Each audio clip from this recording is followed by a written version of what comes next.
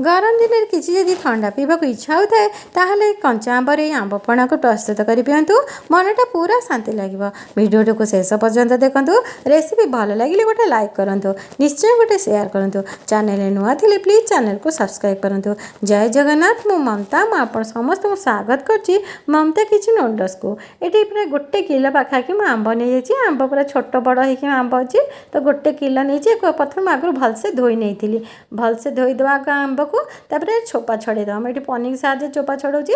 आपण मैंने चाहिए पिलर चोपा छड़े दे पारे। एबे सब आंब गुड़िक एमती चोपा छड़े नवा तापर छोट छोट खंड कर काटी नवा।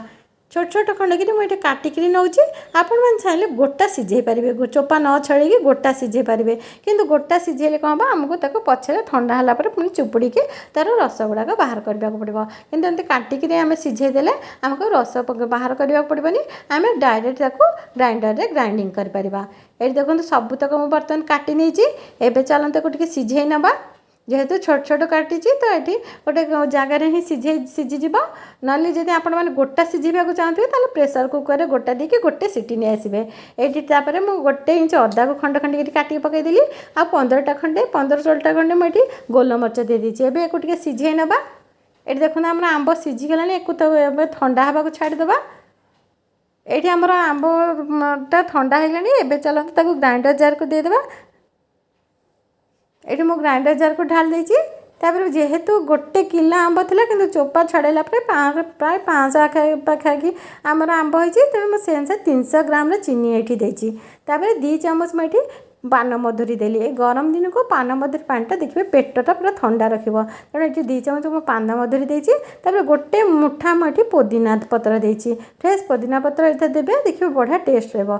एवं गोटे ग्राइंडिंग कर नहीं आसली। आग खाली सेमती ग्राइंडिंग करके आनी कारण पानी आगुरी दे दी आमर जो पान मधुरी गोलमरचटा ग्राइंडिंग हो पार ना। तापर मुझे आउ थे पछे गोटे ग्लास पानी देली थे ग्राइंडिंग करनी आसिकी। एवं आउ थे को ग्राइंडिंग करदेली। एवं आमर रेडी होगा रस आंब रसटा। एवं को छाणीदेवा है जहाँ टी तार खदड़ा अंश थी से सब बाहर जीव। ये देखो चा छाणीदेवे। आ देखो सब रस बाहर गला जहाँ टी खदड़ा अंश रही है सब रहीगला। एबे आम ए आवश्यकता अनुसार पानी मिसे आप जी मोटा कि पतला पणाटा पीवा चाहते से अनुसार पानी मिसेबे। तेणु मुझे गोटे ग्लास पानी मिसेली। हाफ चामच मो कला लुण देली, हाफ चामच भजा जीरा गुंड देली। एबे आमर रेडी होगा। आम ए ग्लास को ढाल नवा से ग्लास रे किछि बरफ देदेली। आम पणाटा को आम ढाल नवा। आउ एबे पुदीना पत्र द्वारा डेकोरेट करदेली। देखंतु आमर आंब पणा रेडी होगा। यही प्रोसेस आंब पणा आपण मैंने घरे प्रस्तुत करूँ, निजे पींतु। आ खरारे आसुवा बंधुबांधव एपरी भाव करके दिंतु। देखिए बहुत बढ़िया लगे। आपण मानक केमी लगे ये आंब पणार रेसिपी मत कमेंट निश्चय जनइबे।